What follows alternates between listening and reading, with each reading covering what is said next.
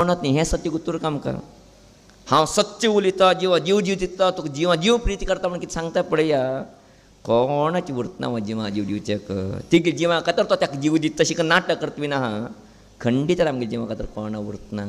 आमगे जिवा खातीर कोण तरी आसले री आमकां उसिरू हसिरू दिन रक्षण केलो कोण, तो परमात्मा. तो मात आमच्या जिवार खातीर आसविना आहा. बाकी कोणान आमचें सत्य आमी अर्थ करून घेवका अशा न्हू. थोडे तरी वेळ आमी परमात्मा चिंतने खातीर काण दवरची अनिवार्यता आमकां सगळ्या लोकांक आसा.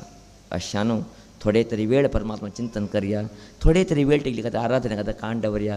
तेजे खातीर म्हायलगाड लोकांनी आमगेले संध्यावंदने, देवपुजे, सहस्रनाम पठण हेवटें हाड दिले. कारण कितें संवसार सोड करया म्हणून सांगलें ना. संवसार वयर या मारया हें उठ करता वचा आपापे मना भितर परमात्मा भितर प्रेम वाडता वता. निरंतर्यान करता गेल्या नंतर अंतिम घट्टा भितर तेगेली याद येता, तुगेलें जीवन सार्थक येता म्हूण. जाल्यार त्याक बी आमकां पुरसत ना वो म्हळ्यार आनी कितें करचें, कितें दुरवस्था म्हणचे आमकां. अशा न्हू आमी थोडे परिवर्तन जेवका, आमी जिवना भितर थोडे बदलावण जेवका. आमचे खातीर आमी कितें तरी करचें आसलेरी संपत घेवन कितें तरी करूं जावत ना. तें संपत हांगा उर तितले दिवस अडना आमकां. जाल्यार आमी हांगा तर मुखार वता आसतना एक व्हड संपत घेवन वचचें म्हणलें रे तें भगवंतान नामस्मरण संपत, भगवत अनुग्रह म्हणजे संपत. ते घेवन आमी हांगा तनी मुखार यात्रा करची पडटा. आमगे जिवनाचे अंतीम यात्रेक मुखार आमी वचचें पडटा.